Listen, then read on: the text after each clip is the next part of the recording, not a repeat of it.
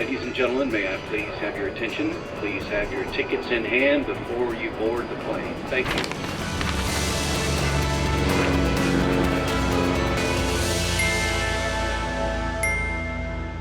Hello and welcome. I'm Johan Castell and you're watching Wings. On the show today, Hindus in northern India celebrate Tej, a vibrant monsoon festival. Also, an essay on what you're like when you travel. More adventurous, perhaps? We also cover festive events from Korea to Kenya. Let's begin. One of the most significant monsoon festivals, Tej, was celebrated this week in North India. Tej brings communities together to honor age-old traditions while welcoming the rains. It's a festival where culture meets devotion and the streets turn into a stage.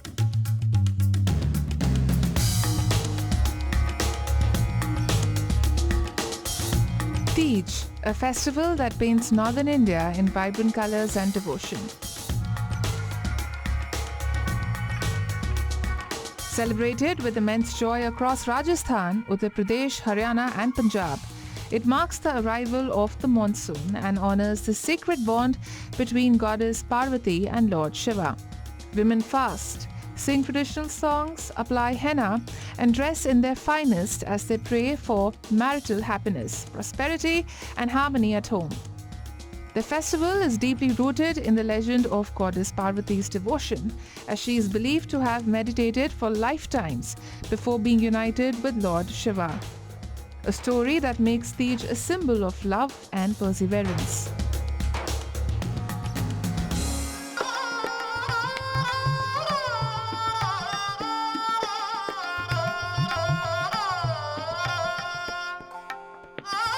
This year, Rajasthan once again embraced the festival with unmatched grandeur. Known for its royal heritage and golden deserts, the state undergoes a magical transformation when the rains arrive. The Aravalli Hills turn green, water fills ancient stepwells, and Jaipur's streets come alive with colourful processions and festive cheer welcoming the monsoon season.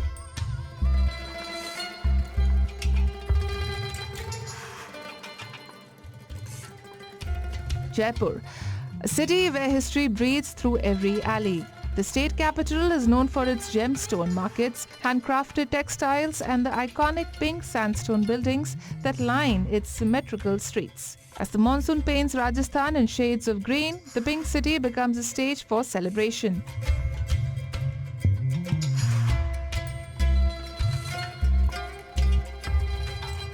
During Tej, the whole city gets indulged in the celebration of this century-old festival that has been celebrated since the 18th century. The spirit of Tej makes the city alive with music in the air, color on every street, and a sense of excitement.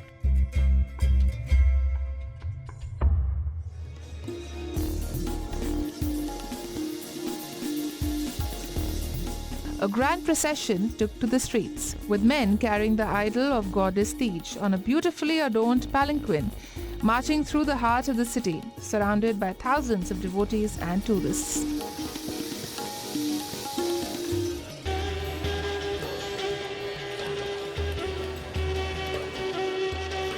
Folk performers, drummers and dancers dressed as various mythical characters turned the event into a visual spectacle.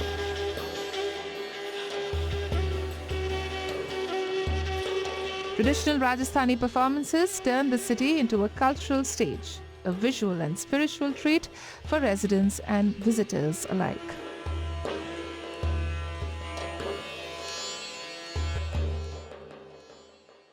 Do you change when you travel? Studies say most people feel like their most authentic self when they take time off. Let's see what people in Delhi have to say about this.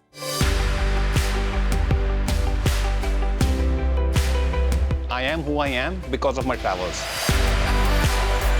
I do think that I do change a bit of my personality. I think I become more adventurous. The place has an influence on your personality. If I'm traveling, I don't plan anything at all, and everything is more go by the flow. A recent survey by Fay Travel Insurance came up with interesting results. Most travelers are their truest selves when they are traveling. Most backpackers admitted that they let their fun side come out on their vacation, with unexpected behavior like perhaps telling white lies about their identity and getting involved in more risky activities. Have you ever felt like a different person when you're traveling? You're not alone. In fact, many people feel that their personality shifts when they're on vacation. Some people feel they become more adventurous, others are friendlier, and some also feel that they love to experiment with food. So we've set out to find out, does travel truly bring out a different side of us? To know more about this, we visited Kungsum, a place that began as a travel cafe and then turned a new page as a bookstore. Have you experienced this while you're traveling with your friends or batchmates? Your personality changes. Do you become a different person? Do you become more adventurous or more of a foodie? What do you have to say about that? Right. Traveling with my friends is one of those occasions where I can truly experiment and just be myself. So I do think that I do change a bit of my personality. I think I become more adventurous. I like to experiment with my style, my fashion, and I did get my nails done for the first time because of the trip. So I think I do experiment with, trying to find myself and what I like and what I not like.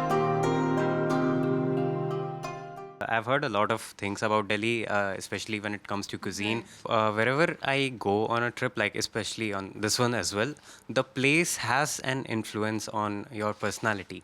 Like if there's something that you do on your daily basis, in your daily life, and you go to a place that is culturally a little different, or even the people you're hanging out with there are a little different, then your behavior sometimes changes. Like be it like at my home, I'm usually just in my room and I do some stuff. But when I'm on a trip, I like exploring more, and sometimes I'm even an extrovert, which I'm not at home.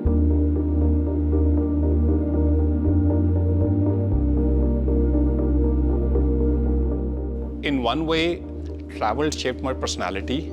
So sitting in the city here, in many ways, I am who I am because of my travels.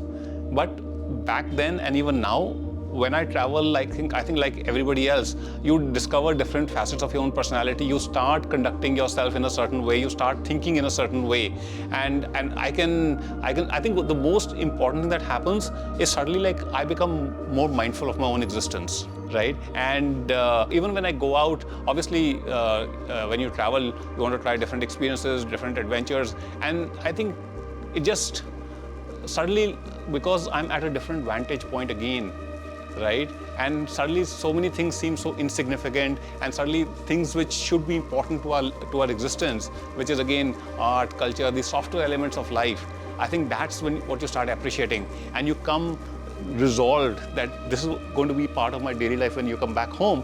And the moment you come back home, then you get caught up in everything all over again. In some cases, you can also shed your usual meticulous, systematic routine and slip into an entirely different avatar when you're in vacation mode. When I'm living at home, then I'm constantly planning my day and everything is as per a schedule. But if I'm traveling, I don't plan anything at all. And everything is more go by the flow, do something, and if you enjoy it, keep doing it. If you don't enjoy it, just move to the next thing. But if I'm at home or I'm working, then I do like to stick to a schedule. Do you feel closer to the personality you are when you're traveling? Does that feel more true to yourself? As do you wish to be more like that? Not really. I think both personalities are mine only. It's not a different personality which I take when I'm traveling. I'm happy with both the personalities. It just depends on the situation I find myself in.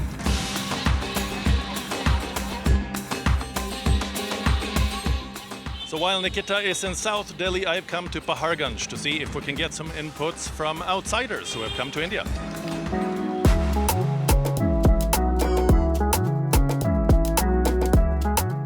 When you come to India, say from the United States, of course the culture is very different, but you're also like away from the United States. Do you feel that you're like more adventurous when you're in India?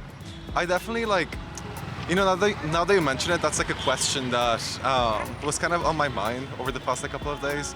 I mean, I'm here for research, but a lot of the time I spent in India wasn't like very research oriented, and so like I've definitely been noticing like differences in the way that I go about like even walking in the bazaar.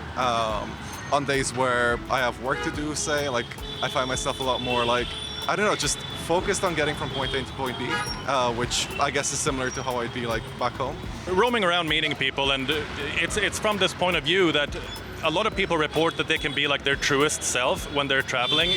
Does that resonate with you? I feel like there's definitely some truth to that. I think there's something about like knowing that you'll be in a place for a very limited amount of time, like not having like roots there, that makes you like not be so, I guess, self-conscious about the way you present yourself, the things you do. We also met a Russian traveler who has been visiting India for many years and has loved every bit of it. So I am here with Stan from Russia. How do you find India? Is India one of your favorite countries? Yeah, it is. It's very wonderful. How many years have you been coming to India for? I think it's more than 20 years. Yeah. 20 plus, yes. That's a really long time. Have you done a Kumbh Mela then? Yeah, I've done. Maybe 15 years back. Wow. Yeah, I went to Kumbh Mela. Yeah. When you come to India compared to being in Russia, do you feel like more relaxed? Are you a different person when you come to India? Yeah, definitely. You know, all Asian countries are, very, stress-free. You can tell, they're very different from the megapolises of, it's opposite of West. We can say, yeah, it's pretty relaxed. Yes. Wherever you go, travel has a way of bringing out new sides of us. Some say they feel freer, others more adventurous, but almost everyone agrees. Travel changes you in ways both big and small. Maybe that's why we never stop chasing the next adventure. The latest version of the Henley Passport Index was recently released, and India has managed to climb up 8 positions by adding 2 countries to the list for visa-free access. Here's more.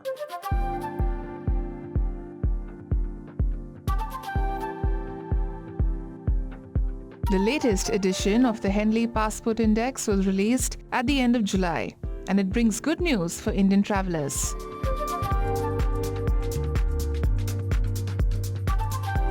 In the newest edition, Sri Lanka and the Philippines have been added as destinations for Indians. But what is the Henley Passport Index?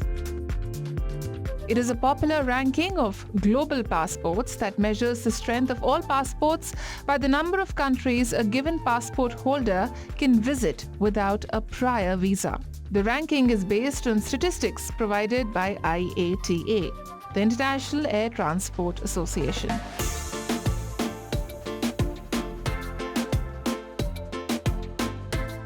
In last year's index, India was ranked as 85th. In this year's edition, India climbs to the 77th position, although only 2 more countries have started allowing visa-free access to Indian passport holders. So what are the strongest passports in the world right now? Well, Singapore tops the chart as the most powerful passport in the world, with visa-free access to 193 locations across the globe. In second place, we find both Japan and South Korea with 190 destinations, meaning that Asia takes home the top 3 spots in the world ranking. Next up, in third place, however, we find a bunch of European countries: Denmark, Finland, France, Germany, Ireland, Italy, and Spain, with access to 189 countries. The entire continent of Europe tops the chart on average, though as most countries in the continent are in the top 10 on the list. So how many countries can Indian passport holders visit now without a prior visa? There are now 59 countries accessible to Indians, either visa-free or visa on arrival. If you want to travel to Africa with an Indian passport, 18 countries welcome you without a prior visa. For Asia, there are more options with 19 destinations available.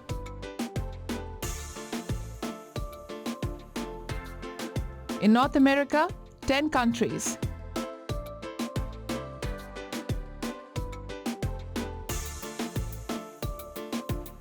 South America, only 2. While Oceania has 10 countries open to Indian visitors.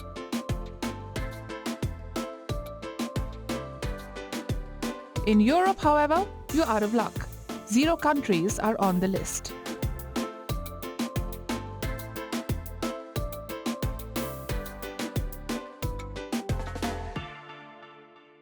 Every summer, millions dive into the mud, quite literally at South Korea's Boryong Mud Festival, held on Dacheon Beach. This messy celebration draws crowds from around the world for mud wrestling and slides with mineral-rich mud from the region.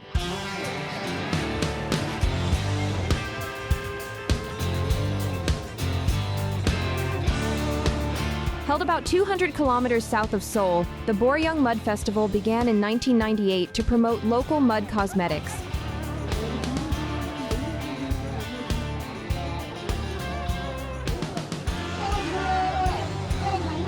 The 2-week-long event is one of Korea's biggest international celebrations. The mud, rich in minerals like bentonite and germanium, is trucked in from Boryong's flats. Visitors dive into mud pools, race on slides, and wrestle for fun.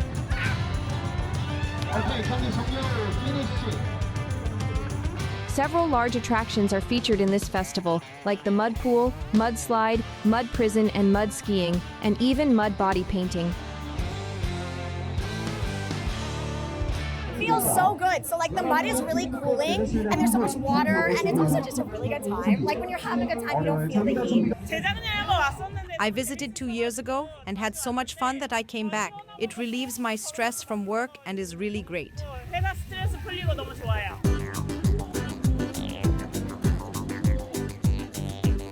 A small market runs along the seafront selling cosmetics made using the mud from Boryong.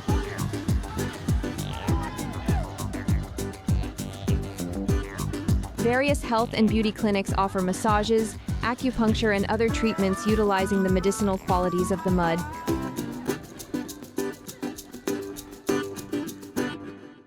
From breathtaking mountain trails to vast open valleys, an international equestrian rally has brought the spirit of adventure to Kyrgyzstan. Riders from around the world saddled up for Gallops 2025.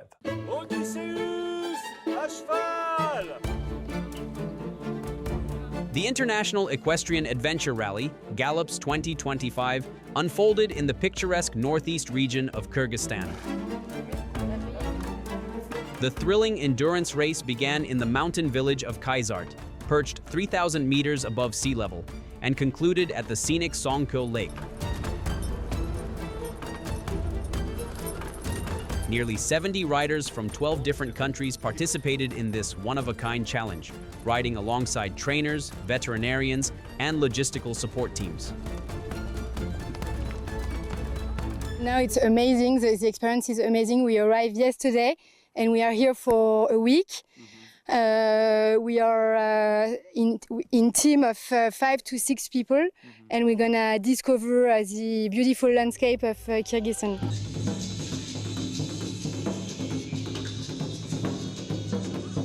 The rally is more than just a test of stamina and skill. It is also designed to showcase the culture of Kyrgyzstan.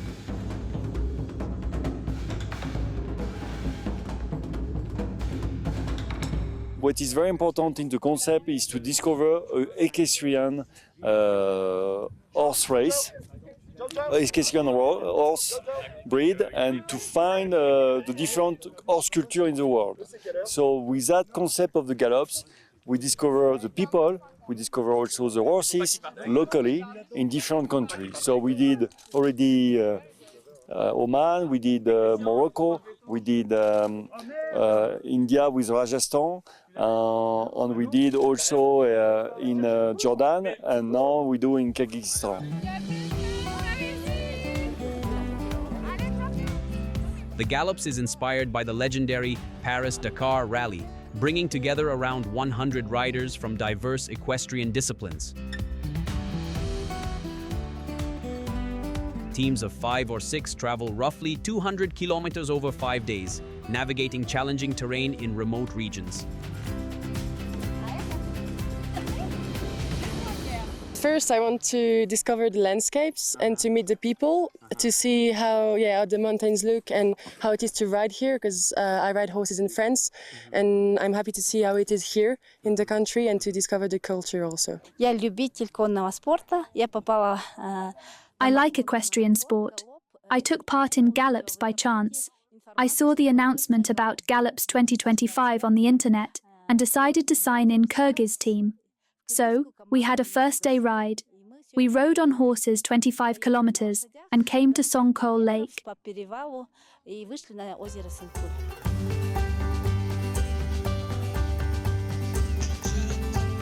This year's Kyrgyzstan edition marked the 5th chapter of the event. It has previously been organized in Oman in 2014, Morocco in 2018, India in 2019, and Jordan in 2021.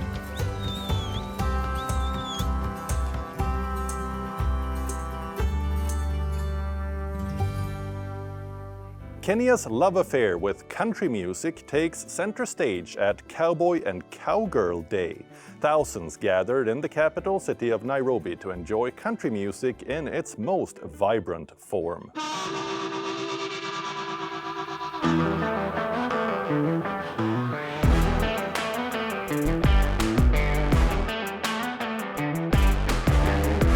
The atmosphere was pure Americana.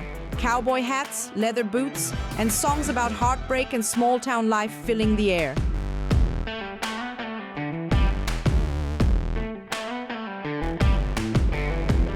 Nairobi, Kenya's bustling capital, hosted a vibrant country music festival as thousands celebrated Cowboy and Cowgirl Day. The event has cemented Kenya's reputation as an unexpected hub for country music, boasting perhaps the largest fan base on the African continent.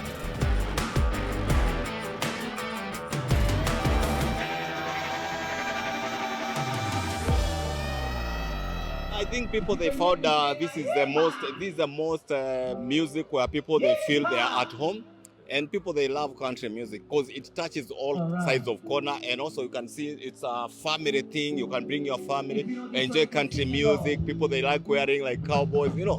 It's a whole family thing. Country is one of the most listened to music genre. So I'll encourage people not to just focus on one type of music. They should try other types of music, because earlier then, these other types of music did not speak to me as much as country does to me. And I always tell myself, in this world full of confusion, full of drama, country music is the only thing that makes sense to me, and it has made me find peace.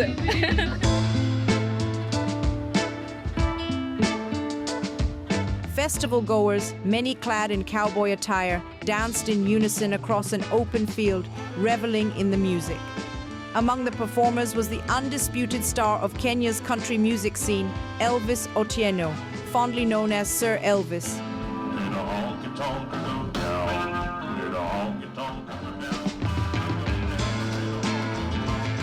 His rich baritone voice drew huge cheers as he delivered timeless classics such as Take Me Home, Country Roads, alongside newer favorites like Down to the Honky Tonk. When I started out, it was a very tiny genre. People used, yes, there were country music programs on the radio, and that was pretty much, and people never got to get together like this in a setting like this. And it's a dream come true to me to see a crowd like this today, you know? Yeah, I started from a very, very small circle. There weren't so many country music artists either back then in the days, but here we are. It's amazing.